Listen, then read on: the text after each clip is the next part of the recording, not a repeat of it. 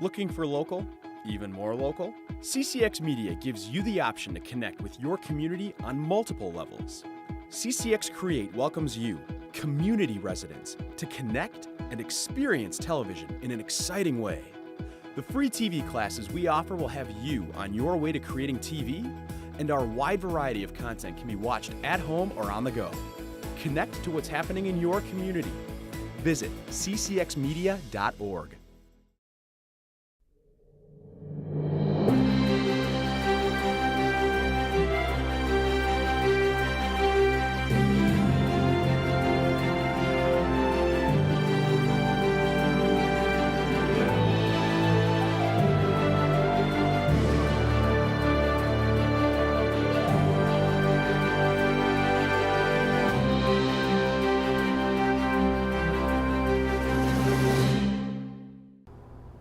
Welcome to another program in our series, Freethinking Forum. I'm Bill Weir, the producer and host, and I'm delighted to have with me today my longtime friend, Fred Olson. Hi, Bill. And that's Fred H. Olson, in Yes. case anybody is looking it up in the phone book. Particularly in Minnesota, there are lots of Olsons. That's right. And so we're talking about co-housing today. What is co-housing, Fred? Well, co-housing is a form of multifamily housing, but with more features and goals. And to understand what co-housing is, it's helpful to understand what motivates the development of co-housing. Mm-hmm. What does? Well, you've probably heard the proverb that it takes a village to raise a child. Yeah. Well, people who live in co-housing think that a village is helpful to adults as well.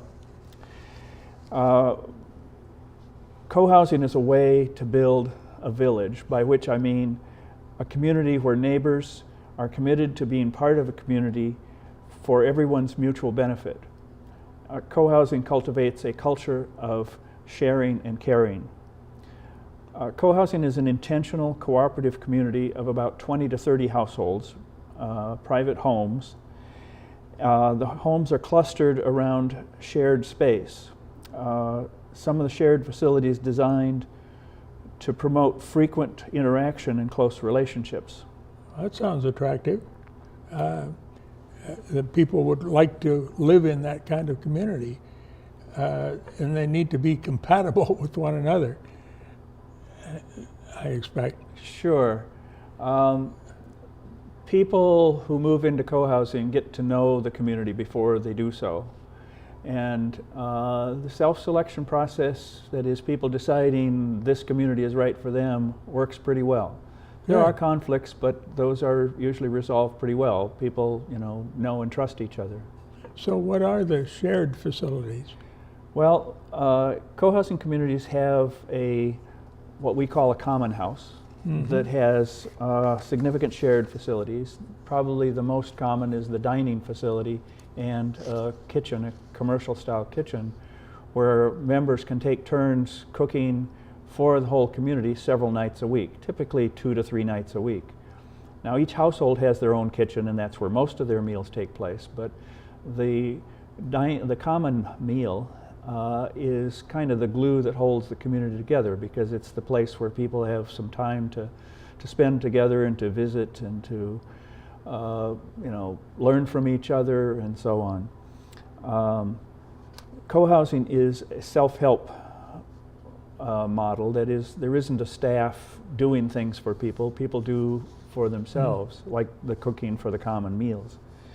The common house can have other things, of course, workshops, guest rooms. The guest rooms allow people to have guests over without having to have an extra bedroom, meeting space, a library, basically whatever the community wants that they can afford and make fit in their community. So what does co-housing look like? How do we recognize it? Well, as I say, co-housing is built by the people who want to live there and designed by them, or at least they have a significant role in the design, so each one looks a little different. But there are some common characteristics. Typically it's about 20 to 30 households.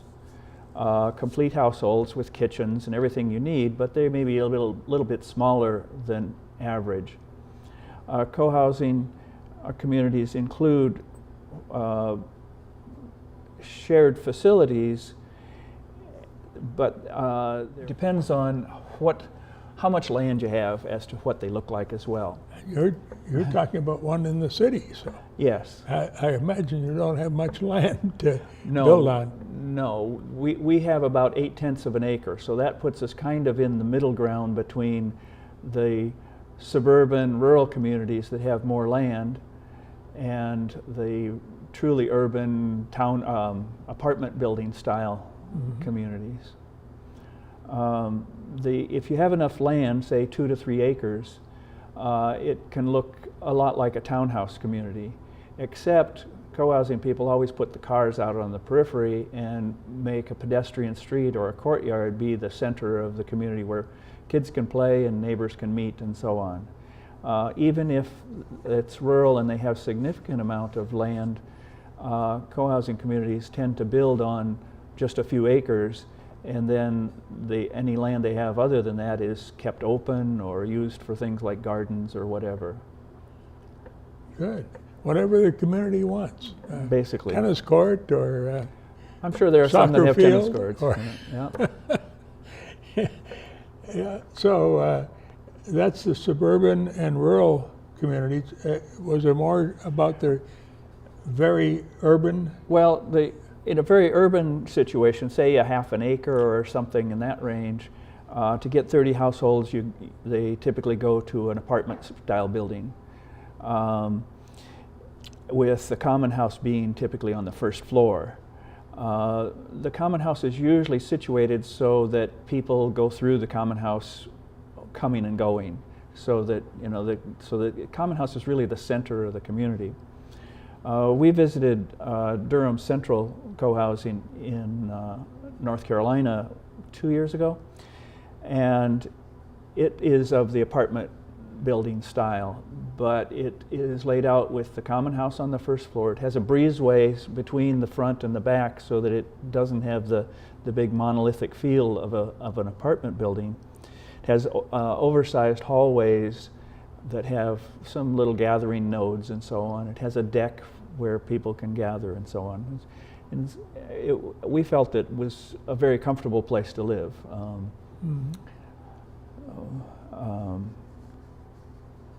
So what do medium density communities look like? You mentioned that. Yeah.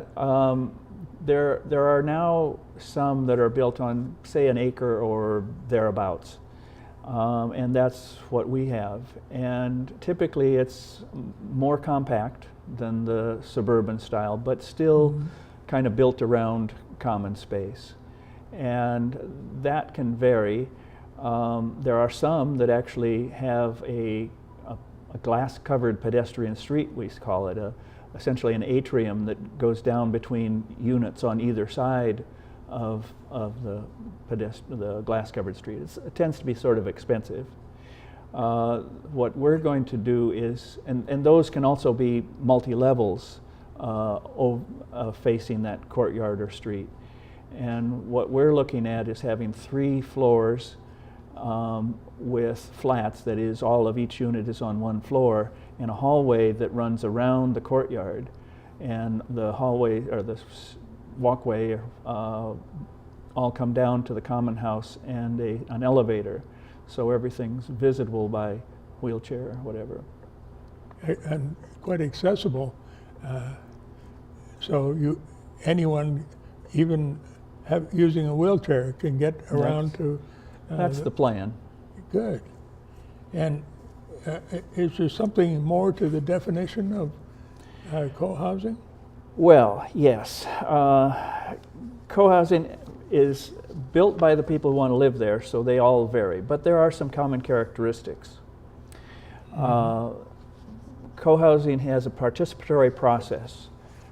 Future residents participate in the design of the community so it meets their needs. The process often starts with a vision statement, which is fairly general and refers to community sorts of things. Co-housing doesn't tend to have a common philosophy or anything beyond the community orientation.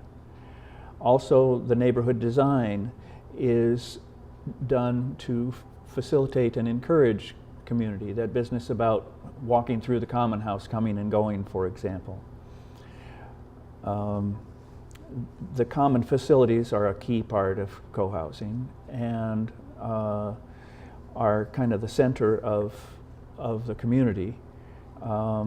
As I said, they almost always include dining space, a library, children's playroom, laundry facilities. A lot of communities find that it's more convenient to use the laundry facilities in the common house rather than having their own.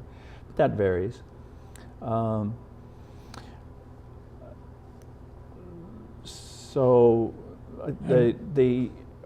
next characteristic is resident management. That is, co-housing is this self-help model. So people manage the community themselves. Oh, so they don't have the great expense of having a site manager or generally speaking, there is no hired, paid manager or staff. Mm-hmm. That doesn't mean that they don't hire, contractors or whatever for some things, but the decisions are made by the group. Yeah. The decision making is non-hierarchical. That is, there isn't a leader of most co-housing communities. There may be a temporary chair or whatever who rotates or whatever, but and oftentimes co-housing groups use consensus to make decisions, which doesn't mean everybody has to agree on everything. It simply means that everybody has to agree that a given decision is good for the community, and they don't object on the basis of it being unwise for the community. Lastly, there's no shared economy. That is, everybody has their own income, and households are independent even though they share a facility. Other forms of intentional community have shared economies, but co-housing does not. Yeah, so it's not a commune, it's co-housing. It's correct. Yeah. And so tell us about the co-housing community you plan to build. Well, I'm part of a group that wants to build Bassett Creek Cohousing. We're planning to build an urban intergenerational co-housing community in Minneapolis. It'll be senior friendly and as well as kid friendly, although a lot of us are seniors. So far. and probably there will be others. We're planning on about 25 units on an 8/10 of an acre site about a mile west of downtown Minneapolis. It is an area that we expect to see considerable development in the future, although it hasn't happened yet. And it'll have many transportation options. So in addition to being close to downtown, there'll be transportation options, and that's a priority. Like light rail? The site actually is within walking distance of light rail stations on 2 different light rail lines that are proposed, expected, depending on your point of view. That sounds ideal. Also, the area is called Bassett Creek Valley, which is where the name comes from. It's in the Harrison neighborhood. And about 3 years ago, a new roadway, which we usually refer to as the Van White Bridge, was developed that connects from just west of Dunwoody, if you know where Dunwoody is, due north into the neighborhood. And that has a bike path along it. And that makes this area where we're proposing to build much more accessible to and from the Loring Park area in South Minneapolis.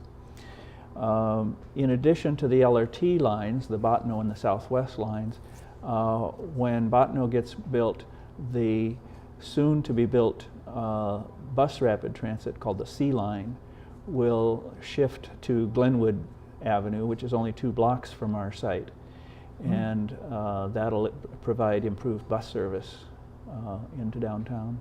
Good. Sounds like you picked out a really great location. Well, we think it is. Where you have space for what you plan to build. It's not a matter of tearing down anything, but and you do have other houses on the block, don't you? There are other houses nearby. It's kind of on the border currently between residential area and this area that's being redeveloped. There is a new development in progress now that will be right across the street that's going to be in the neighborhood of 100 units of art space housing. Art space is For artists? artists To live in and to show- live and work. There'll Yeah. be workspace there. Art Space is an organization that was started locally but is now national, that has done artist housing in all over the country, including in the Twin Cities. So they have experience creating a good place where people can be happy Right. right across the street. So, but is this affordable? A lot of people would want to know, can I afford this? Well, as you know, housing construction is expensive. And we are talking about new construction. So it's a challenge. The way affordable housing in this country is developed is with subsidies from the government. And that usually involves income restrictions and a screening process for residents and so on. And unfortunately, that doesn't work well with co-housing. So we do not anticipate being subsidized. But we have a number of approaches to try and keep it as affordable as possible. We expect the units to be modest. In size? In size and features and so on. We probably won't have a swimming pool, for example. Oh no! Oh no! And our location, we think, will allow people to optimize their total costs. That is the transportation. Hopefully, you'll be able to live there conveniently without a car if you so choose. That can save a lot. Also, we expect to have a wide range of size units, ranging from the tiny house inspired units that are really small. These are a few hundred square feet. Wow. Up to units that are big enough to have enough rooms for bedrooms for children and so on. And so people can choose to, if they wish, have a small unit, which of course saves costs. So even though they might seem small for one person or for two or more, you've got that common space. The common house makes a smaller unit much more livable. Yeah. People find that they use the common house as an extension of their unit, sure. Mm-hmm. So is there anything else that helps make it affordable? Well, we intend to do very energy efficient and high quality construction so that our maintenance and energy expenses and so on are low. And that helps with long-term affordability. Mm-hmm. And so since you're just forming now, I don't imagine you have a final vision statement. But what do you think maybe some of the values that would go into that?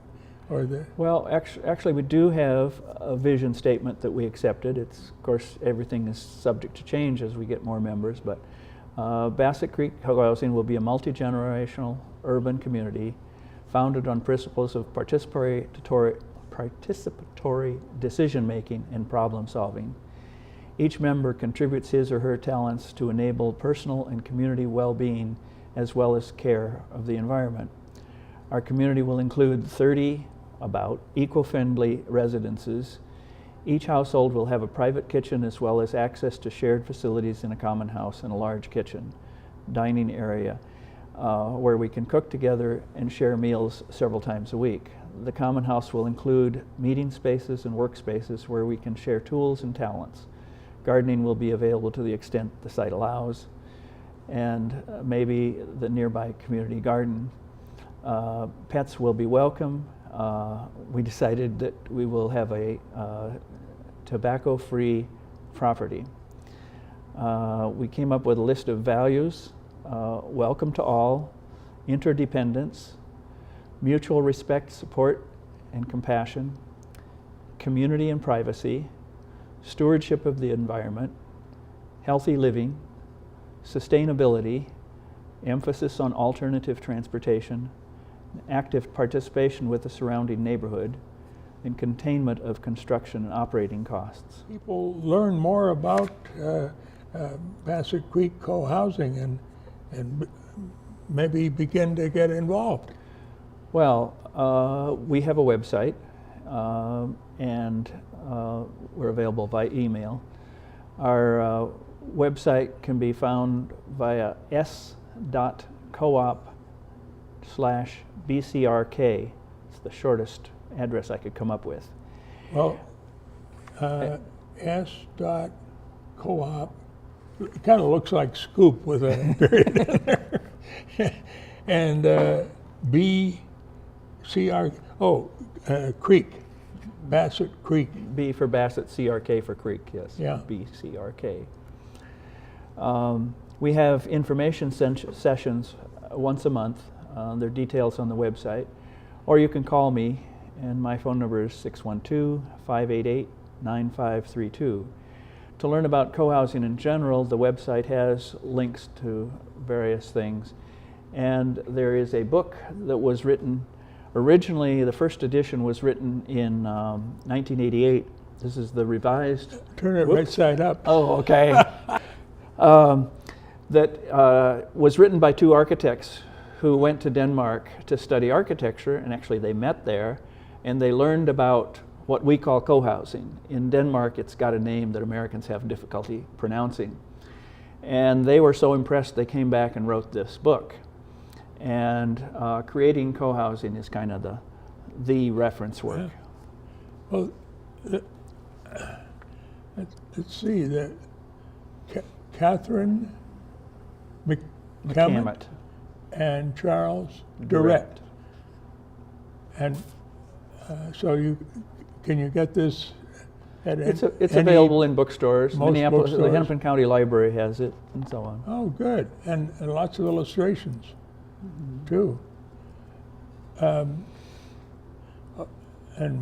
marketing and outreach, that's the phase you're in now. Yes. Well, building cohousing is a big project. Yes. And cohousing has been around since, I say, the book was written in 1998, and I first learned about cohousing in 1991.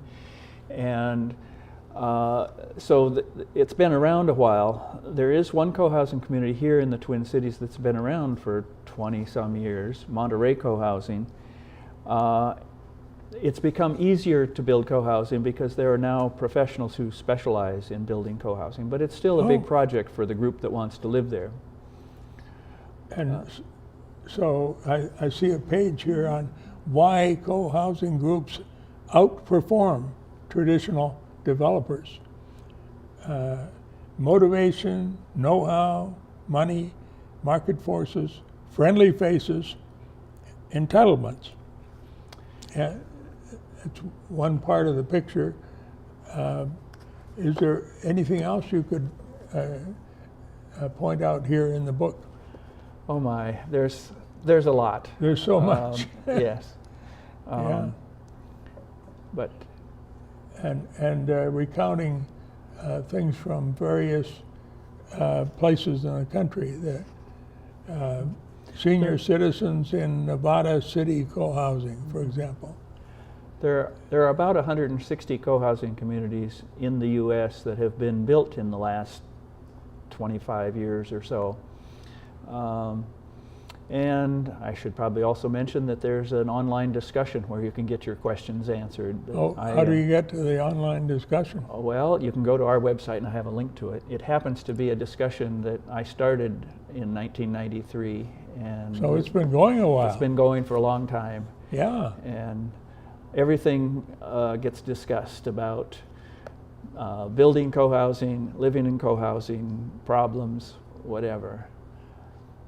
And it's called Cohousing-L. The -L was an early designation for a way to do a mailing list. Oh. We call it a list because there's really a list of people that messages get sent to by email. Right. Well, we have about 3 minutes left. Is there anything else you'd like to tell us about co-housing and the Bassett Creek? Well, actually, I thought I would say that we're not the only co-housing group in Minneapolis. Somehow, Minneapolis has had relatively little co-housing over the years. We don't know why. I speculate it is because people are pretty satisfied with their neighborhoods and so on. But there has been a revival of interest in co-housing in the last year or so. Chuck Durrett came to town a year ago and spoke to a group of 140 people. 140 interested. And there are other groups, as I say, and we have an organization in the Twin Cities that tries to encourage the idea and facilitate the idea. It's called the Twin Cities Cohousing Network. Twin Cities Cohousing Network. And how do they find that? Again, there's a link to it on our website. And it's called I'm sorry, I can't come up with that. Just go to your website. Yeah. Easy to get there. Yeah. So, well, I'm so happy that you're making progress in building your team of people. Yeah, I could say just a few more things about our project. We have had a group of volunteer architects drop a preliminary design for the site we have. We have a willing seller of this site if we can get our act together and get a group to make it happen. Are there deadlines you'd care to mention? We don't have any hard deadlines, but we need to recruit people at this point. So we're looking for people. Okay. We've had lots of interest. So if you're interested, better call right away. And also, we have hired Katie McCammett, the co-author of the book, oh, good. to be our development consultant. The development process is a big project, and it's helpful to have the pros who've done it before help us avoid mistakes. So you went to one of the two really great experts. Yes. So you can expect to be living in a co-housing community in how many years do you think? Well, it would be nice to have it built in 2 years, but the experience is that it can take considerably longer. Communities around the country have varied from, I don't know, maybe 1 to 10 years, so we don't know how long it'll take yet. Well, Fred, I wish you well. Okay. And thank you for sharing what you have about creating co-housing. I know people could learn a lot from the book, but maybe if we have just a few seconds, I could say that. Just a few seconds. Okay. Community building, co-housing is not unique. There are lots of examples of building community, but co-housing is a great way to do it. Yes. Thank you, Fred. Okay. Thank you for listening.